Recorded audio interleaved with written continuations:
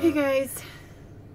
Hi. Where are both my guys? Oh, you're behind each other. Okay, so we're off on another grand tour up to Josh from Essential Mountain Homestead. We are going to go play with some more wood. Thanks, Josh. Thanks, Josh. Hey guys, so we are with our friend. What's her name? McKinley, and her little and her baby sister. Say hi. Say hi, Haven. We're gonna go catch some toads. Or at least try to. Yeah, at least try. Take that one, but it's our way and we couldn't find it. Yeah. Slippery little fellas. We make a great team. Yep. And I got a little Rosie today in front of the sun. She's working out with something, the baby. She wants my finger.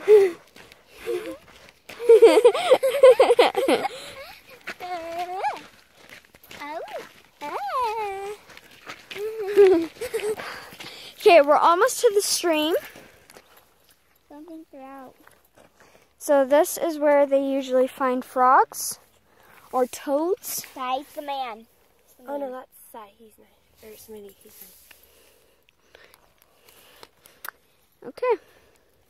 I wish you guys could see this water right now. Here, wait. Hold on.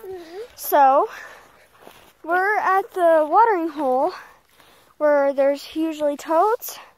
Doesn't look like they're out right now. It's not frog poop. Frog poop's little, kind of like fish poop. Say hi, Haven. I want them to be able to see the texture of it. There we go. So this is what it is. They're like dots. So one option is we just give you square S4S, square four sides boards. The other is I was looking at this, if we just ran this whole thing down, then you end up with a 1/2 inch live edge. Okay. Then as you stack them up in the overlap, at the bottoms, you get a live edge. So this one's only going to be, you know, this big. And then I don't know if that's a look you want or something you want to explore. Yeah, I like that. Will it match up the way we need it to? Well, let's cut a couple of them. Let's cut 3 or 4 out of this side, and then we'll look at them. We'll put them on sawhorses and see if you like. Okay. We hold this bar with much force. Much worse. With not too much force.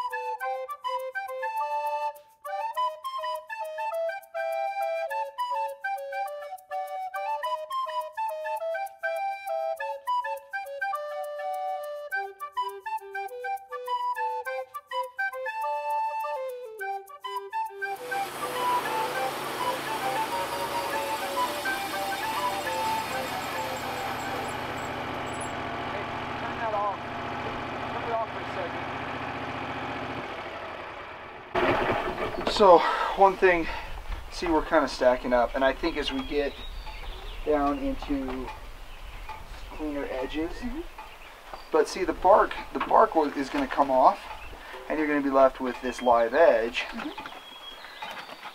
Which is pretty. Do you want me to turn off the water? Sure,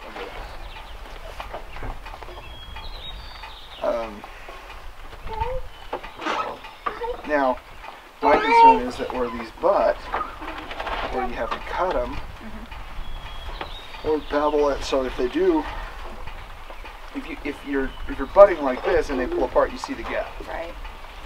If they're at a 45, and they pull apart, you still see wood. There's not a gap. Right. We're just talking about siding. Hey, I love this. Pretty. Can you leave the raw edge? Yes, but we were just noticing that some places it's coming off, like right here. See all this? Oh, is that because it's but you wet right now, or? No, over time it's going to dry out and come off. Okay, but even without that extra layer, look how cool that is. Like siding inside the house, could you overlap them just like you have them laying here? That's the thought. That's seriously what I want. That's awesome. Okay, so we were initially going to do square And then, but we were kind of thinking, well, we've got a live edge. Let's cut a few and look at it. It gives it so much more character. Is it too rough though for kids or for people bumping up The against? rough stuff that we used on the ladder and everything, nobody has yet to get a sliver from it. So I don't know if that's because it's still And I kind of think wet. you get used to it. If it happened one time, they will learn. But I mean, how often are you really like rubbing it down against your wall? well, and if you do, then it kind of sands it off and it gets smoother over time. Oh my gosh, this is so cool. This would be quick and easy. I mean, like, get insulation up in this. Like, that's something I could help you with. Like, just you and I. Yeah, she's absolutely right. And it is on the list. And it was super easy.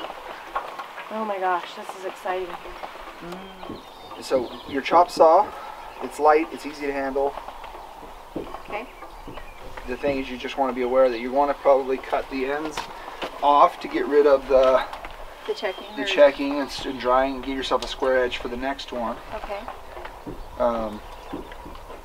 But you can just kind of get creative. Then this might be pretty to run through your table saw where you get a 4-inch piece. Okay. And then that trims around the window. Okay. So that on the outside you have rough, it's 45, but you get a rough edge around the window and it's square and clean on the inside. But where your chop saw, your table saw skills, grasshopper, you're becoming quite the carpenter. I know, right? Quite the carpenter. The Geo Prism. It was paid for. Oh, I'm And sure. so I'd have like lumber sticking out the windows and children, I just yell at my kids to put their head down. Put your head down, you'll be fine. Huh? Are we going on top of the seats? I guess I could put them down into the interiors. That's the only way to do it, I think, over the seats, wouldn't it be? Well, I could. I thought in order to have livestock you had to own a truck. No. I did own a truck. Hey. Exactly. Hey, I'm That's a going to make me homesteader. cry leaving here. Well, I'm coming down to Rexburg When? right now. Do you want me to help load in the truck? So, I always like to start with so. This episode of Essential Mountain Homestead is brought to you by Wood-Mizer Sawmills. The right choice for your homestead. Wood-Mizer Sawmills. This is super fun, guys. I can't wait to put it on the inside of my house. Thank you, Josh. Essential Mountain Homesteading. Something in the wood shop that had a mountainous feel. And I really have always liked board and batten. And my sweet wife came up with this great idea to leave a live edge on one side of the battens.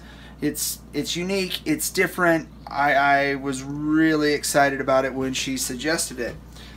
I think it turned out great. It looks good with the casing around the window, and I don't know that I have seen it anywhere else. We really like how you support Essential Mountain Homestead. Is their homestead, and they just barely got here to Idaho. They used to live down in Utah, and so you should go check their channel out. Kaya from Dirtpatcheaven. Check us out. Yeah.